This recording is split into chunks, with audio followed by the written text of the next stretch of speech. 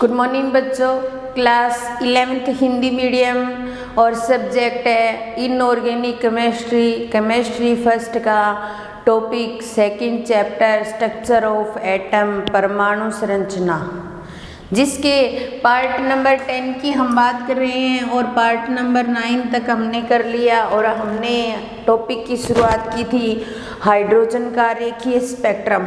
हम जब किसी H2 अणु पर विद्युत विसर्जन प्रवाहित करवाते हैं तो H2 के अणु उच्च ऊर्जा स्तर में चले जाते हैं। इस आधार पर हमने कुछ श्रेणियों की बात की थी कि अलग अलग वैज्ञानिकों ने अलग अलग प्रकार की श्रेणियां दी।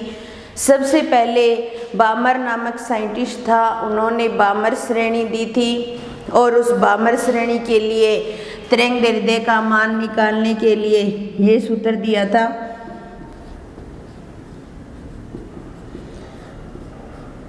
दो की square minus n square, n का मान 3, 4, 5, 6 कितना भी हो सकता है, यानी कि n का मान 3 या 3 से अधिक होगा। ये किसने बताया था? बामर ने बताया था, इसलिए इसे बामर श्रेणी नाम दे दिया गया। बामर ने बताया इसलिए इसे बामर श्रेणी नाम दे दिया गया। इस आधार पर फिर हाइड्रोजन की कई सारी श्रेणियां बनी और अलग अलग वैज्ञानिकों ने अलग अलग नाम से जिनको पुकारा था। जैसे देखिए हम बात करते हैं अलग अलग श्रेणियों की। सबसे पहले हम एक डायग्राम बनाते हैं जिसके अकॉर्डिंग देखते हैं।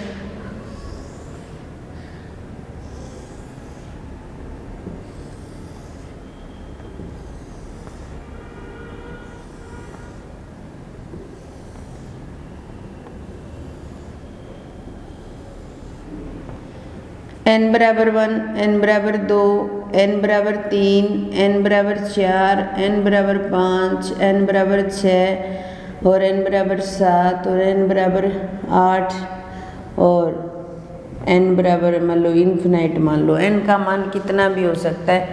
हमारी श्रेणियाँ इस प्रकार थी। पहली श्रेणी थी लाइमन श्रेणी, दूसरी थी बामर और तीसरी पाश्चन।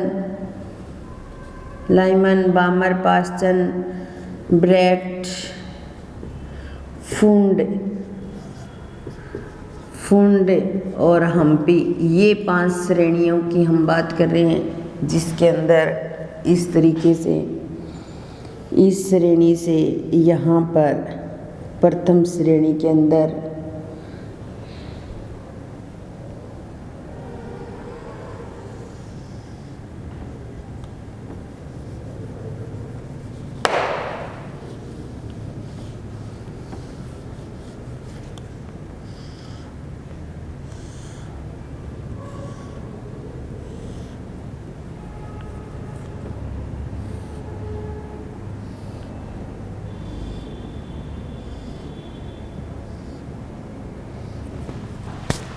ये तो डायग्राम की बात कर रहे हैं और साथ में यहाँ पर हम श्रेणियों से संबंधित एक सारणी भी बना रहे हैं।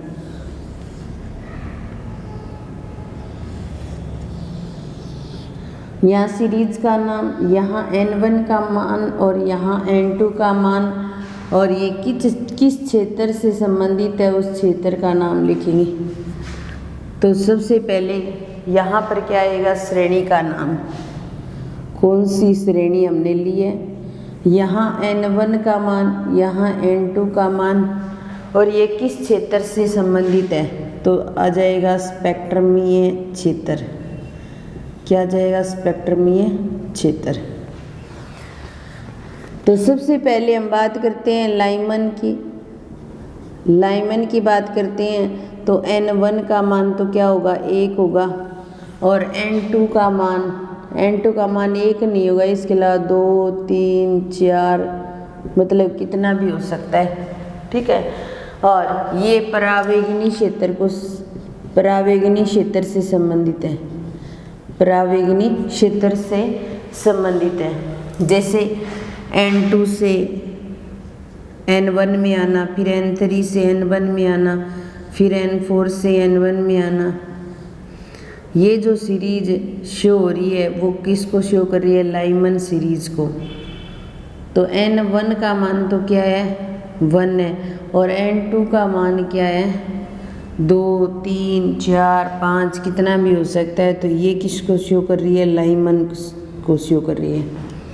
फिर बामर के लिए सबसे पहले यहाँ पर बामर सीरीज लिखते हैं अपने बामर, और बामर के लिए n1 का मान तो क्या आ जाएगा 2 आ जाएगा, ठीक है।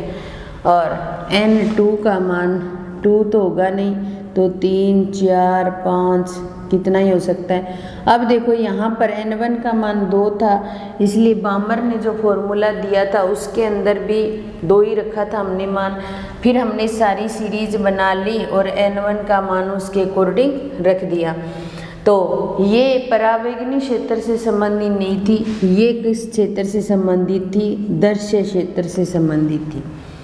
तो इसको हम इस प्रकार शो करते हैं, जितने भी हैं वो सारे कहाँ पर उपस्थित होंगे, n बराबर 2 के अंदर उपस्थित होंगे, और इसीलिए इस श्रेणी को क्या बोल दिया जाएगा, बामर सीरीज बोल दिया जाएगा या बामर श्रेणी। तो बामर नामक साइंटिस्ट ने बताई थी। फिर लाइमन के लिए इस तरीके से हम इस डायग्राम को शो करेंगे।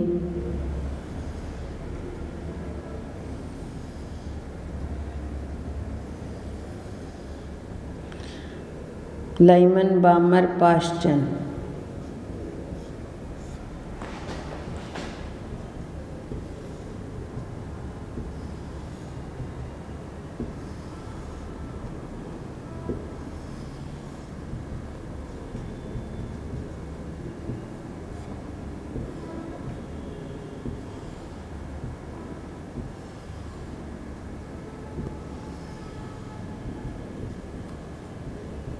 फुंड,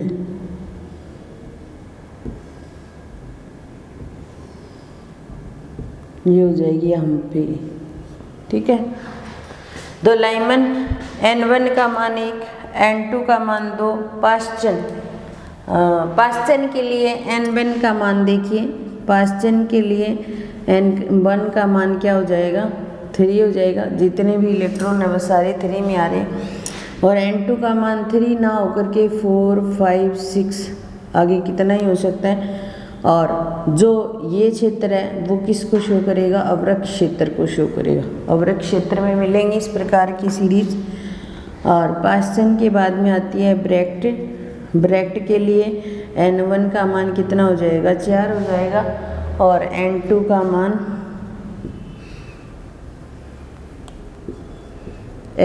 मान हो जाएगा 5 6 7 कितना भी हो सकता है। ये किसको शो करेंगे, अवरक्त क्षेत्र को शो करेंगे। किसको शो करेंगे, अवरक्त क्षेत्र को शो करेंगे। फिर उसके बाद में ब्रैक्ट के बाद में आती है फुंड।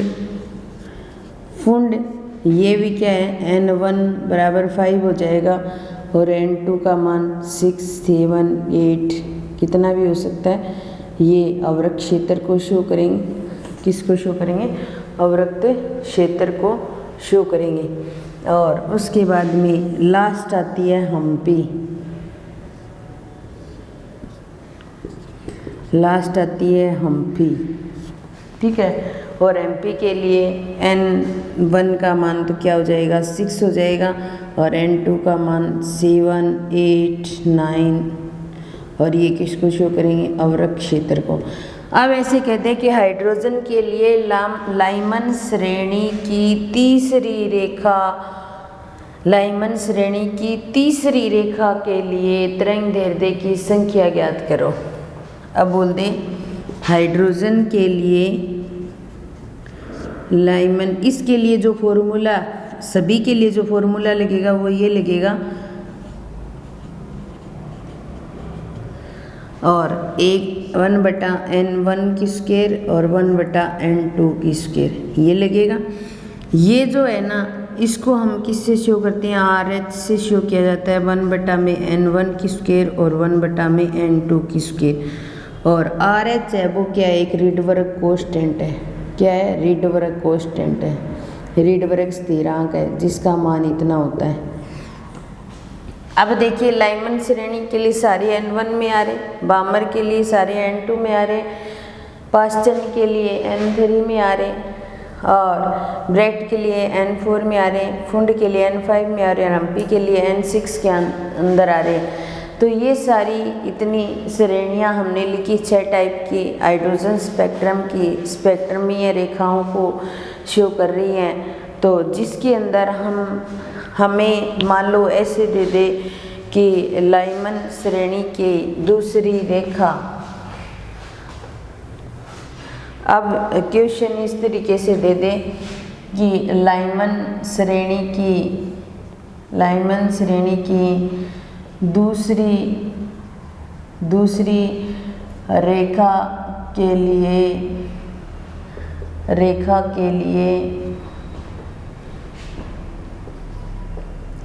तरंग दैर्ध्य का मान ज्ञात कीजिए। तरंग संख्या का मान ज्ञात करो, यह आ जाए क्वेश्चन। तो लाइमन श्रेणी की पहली और दूसरी रेखा कहाँ है, n बराबर 3 है। तो n1 का मान तो लाइमन के लिए क्या होता है, n1 का मान तो क्या होता है, 1 ही होता है। और दूसरी रेखा के लिए कहे तो दूसरी रेखा कहाँ से आ रही है, n बराबर 3 से आ रही है। तो n2 का मान क्या हो जाएगा, 3 हो जाएगा। एक तो ये तरीका है कि हम डायग्राम से देख करके निकाल सकते हैं n1 और n2 का मान। एक तरीका ये है कि n1 का मान तो पहली सीरीज है, 1 ही होगा। n2 का मान निकालने के लिए हम क्या करेंगे, 1 प्लस रेखा कर देंगे, या फिर हम ये कर देंगे n1 प्लस रेखा कर देंगे, ठीक है। तो n1 का मान तो कितना है हमारे लिए, फॉर्मूला सबके लिए काम में आएगा। n1 का मान तो 1 है और रेखा कौन सी कह रहा है, 2 कह रहा है। तो n2 का मान कितना आ गया, 3 आ गया। तो तरंग संख्या का मान 109,677 और बटा में n1 की स्क्वायर माइनस n2 की स्क्वायर फॉर्मूला लगा देंगे, ठीक है। तो तरंग संख्या बराबर 109,677 और 1 की स्क्वायर माइनस और 2 की स्क्वायर कितना आ जाएगा, 4 आ जाएगा। तो 1 1 और यहाँ पे 4 आ गया, 4 लघुत्तम आ जाएगा। तो 4 माइनस 1 बराबर 3/4। तो तरंग संख्या बराबर 109,677 इंटू में 3/4, ये मान आ गया। और 3/4 को हल कर लेंगे, कैलकुलेटर की सहायता से हल कर लेंगे अपने। तो सिंपल कैलकुलेटर से कर सकते हैं, कोई दिक्कत नहीं है। देखिए हमारे पास है 109,677 मल्टीप्लाई 3 और डिवाइडेड 4, तो आ जाएगा 82,297.75। तो तरंग संख्या का मान आ जाएगा 82,697.75, इतना आंसर आ जाएगा। और आप निकाल के देख लेना।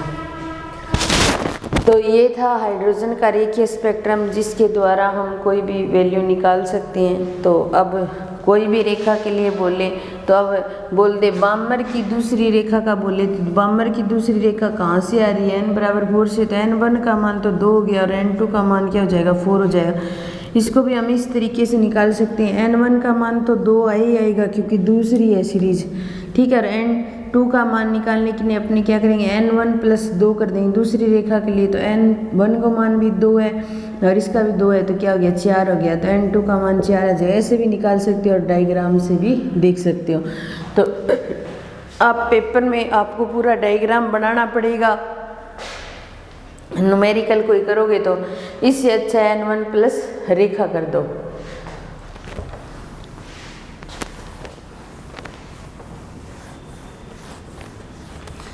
ये आपको समझ आ गया होगा। इस पर कोई क्वेश्चन है एक आधा, वो करवा देती हूँ मैं आपको।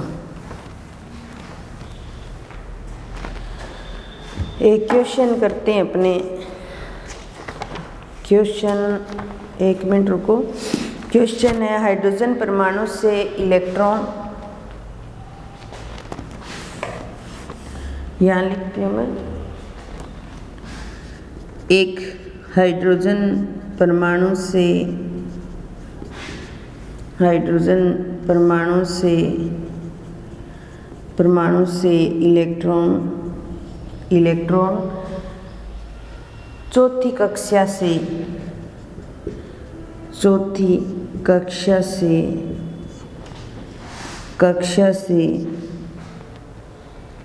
प्रथम कक्षा में कूदता है। प्रथम कक्षा में कूदता है तो इसके स्पेक्ट्रम में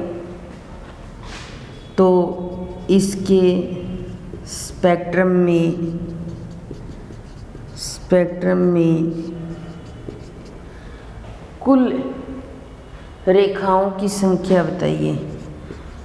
कुल रेखाओं की संख्या बताइए।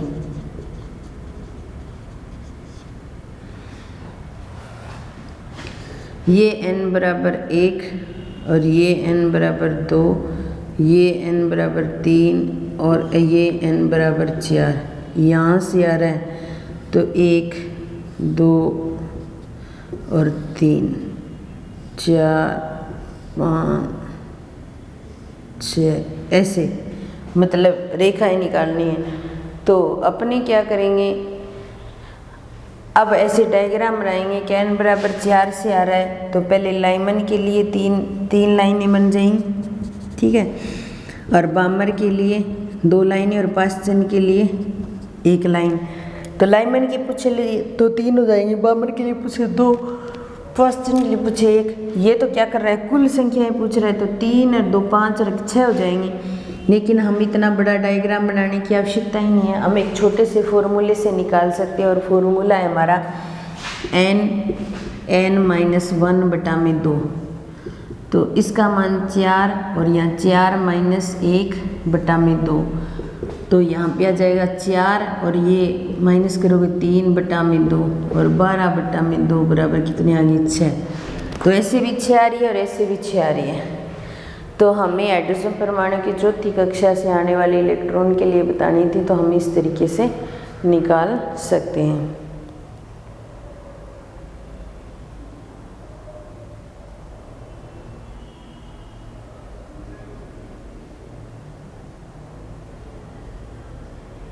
अब मान लो ऐसे पूछ ले, हाइड्रोजन परमाणु के छठे कक्षक से प्रथम कक्षक में कूदता है। छठे कक्षक से प्रथम कक्षक में कूदेगा तो यहाँ पे 6 और 6-1/2, तो 6 × में 5/2 30/2 कितनी लाइन आ जाएंगी, 15 आ जाएंगी। बना के देखें क्या 15 आ रही है क्या।